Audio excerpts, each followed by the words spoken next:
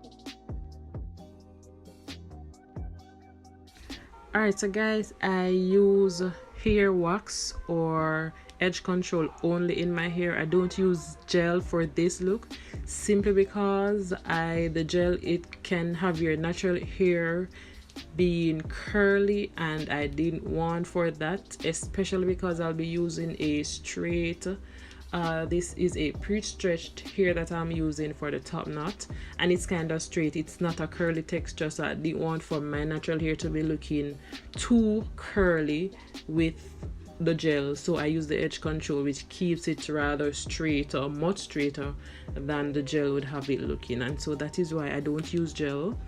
If you like for your hair to be really sleek and flat, then you can go ahead and use gel for that, but I'm kind of okay with my hair looking not all that neat, so that's the reason why I am using only edge control in my hair. Alright, so if you want it to be looking sleek and flat, then you go ahead and use your gel, baby, but just know that it will be having kind of a curly texture to it.